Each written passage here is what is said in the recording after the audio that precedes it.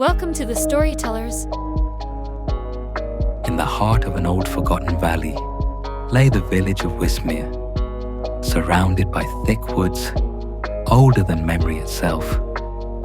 The villagers lived by one unspoken rule: never follow the light in the forest. They called him the Lantern Man, a figure glimpsed only at night, holding a softly glowing lantern that shimmered like moonlight on water.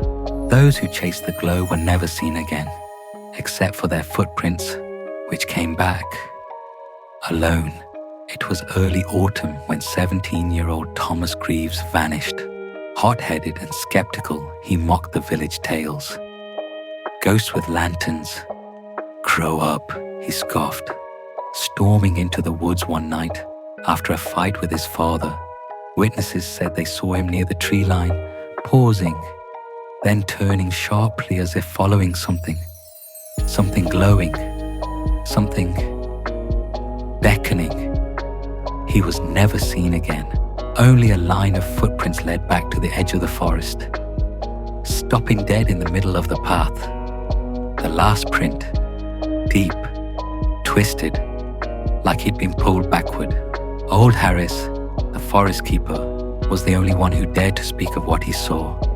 "The Lantern Man ain't human," he said, voice raspy with age. "He don't walk. He floats. The lantern don't light the path. It hides it. And his eyes, like black glass, reflecting your own fear back at you," he told of one night decades ago when he followed the light. Just for a few steps, the trees started moving, not swaying, moving, like they was turning me around. I ran like hell, never looked back. 20 years later, Emma Greaves, Thomas' younger sister, now in her 30s, returned to Whistmere.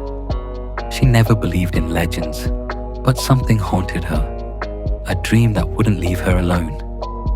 A flickering lantern, a whisper in the dark, a voice saying, "Come find me." Emma began researching the forest, cross-referencing disappearances over centuries. The same pattern: full moon nights, lone wanderers, soft lights seen moving beyond the tree line. She found an ancient map showing ruins deep in the forest and something scribbled in old ink. "The light is a lie," ignoring every warning. Emma entered the forest on the night of the hunter's moon. She walked for hours, no birds, no crickets, only the crunch of leaves beneath her boots. Then it appeared, a warm glow ahead, bobbing gently, like it was waiting. She followed it. Trees closed behind her, shadows lengthening. Her flashlight began to flicker. The light ahead drifted faster. Then she saw him, a figure in a long weathered coat, face hidden beneath a wide-brimmed hat, holding the lantern, arm outstretched. "Thomas," she whispered.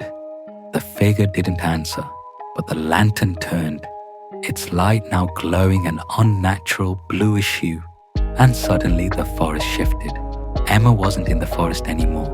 She was somewhere else, a world folded upon itself, where trees grew upside down. Time echoed backwards, the sky rippled like water, and around her, footsteps, hundreds of them, all walking, without owners. She saw faces, people who vanished, trapped in loops, murmuring. The Lantern Man floated before her, lantern in hand, but this time, he spoke. The lost must guide the seekers. And then, the lantern flared. Light exploded, and everything went dark. At sunrise, villagers found a trail of footprints emerging from the forest. They rushed to follow, hoping it was Emma. But halfway through the trail, the prints simply stopped. Again, that same twisted final step, that same cold silence. No Emma, no body, only her journal, lying near the village well. The last page read, "The light doesn't lead you in, it brings something out. They say the Lantern Man still roams the woods, still searching, still beckoning." So if you ever see a glow dancing deep among the trees at night, don't follow it, because you might not come back, but your footsteps will. Thanks for watching. Please like, share and subscribe our channel for more interesting stories.